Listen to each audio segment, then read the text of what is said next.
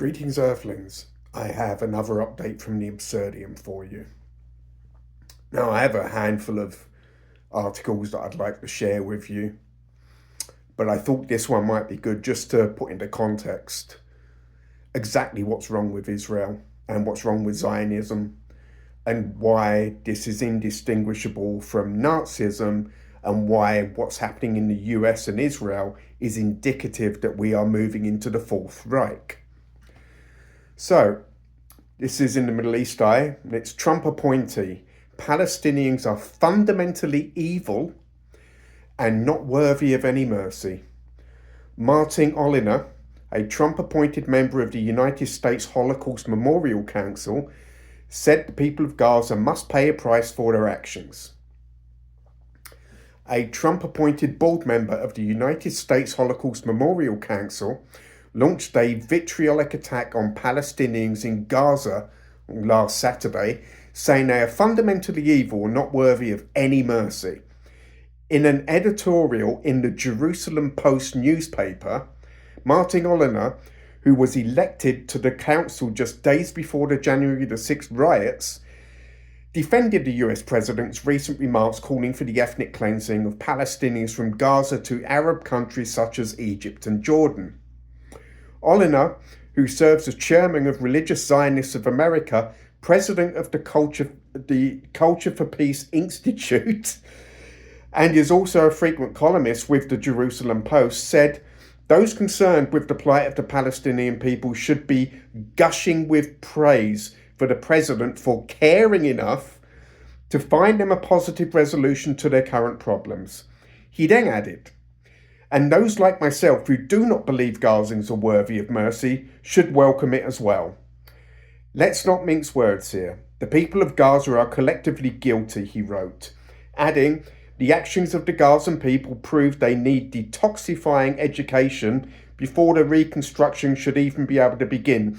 They are fundamentally evil and they must pay a price for their actions. Where do I even start with that? Now, if he was to be saying that about Israel, I'd say, yeah, he's probably on the money. And it's because of the brainwashing involved with 76 years of impunity that you've ended up with a society where 2/3 of men believe that forcing sexual relations on an acquaintance, not even a spouse, is acceptable. And many women feel that way too. So you have normalized rape within 2/3 of the population. 61% think that that's okay, and only 8% had an issue with it. That's not right. That's rape and torture being codified within IDF literature, following people home. They also have a domestic abuse problem. I wonder why. Now we have 81% of the population of Israel believes that ethnic cleansing is fine. Just kick them out. They can go somewhere else, right? Just go and live. Just make somewhere up in your head, right? It could be fucking Antarctica for all they care. They just want rid of them. This is brainwashing. Nobody is like that unless you are a sociopath as a natural disposition. Kids aren't born with that mentality. That has to be drummed into them. But you know, the thing is that brainwashing is very similar to hypnotism.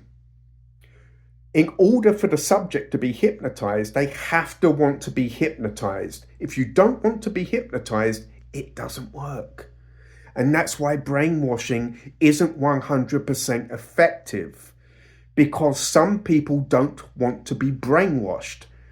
And because of that, thankfully, we have people like Ilan Pappé and Noam Chomsky that will call a spade or call a Nazi a fucking Nazi.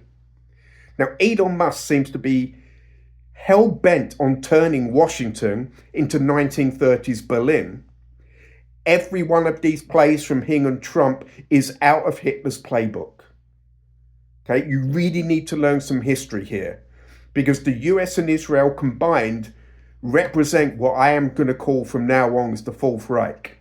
And it's going to take the humanist aspect to this planet to go to war with those two illegal and illegitimate regimes. Anybody with half a brain in Israel or the US, you need to leave. You need to get the fuck out of there. And as for the people that lost their homes in LA, perhaps you'd like to be relocated to Siberia. I hear the weather's very nice this time of year. So, I'm picking a side. And anybody that tells you that what Musk did wasn't a fucking Nazi salute, you need to take their name down and put them on a list. Because they should be first up against the wall and shot come the revolution.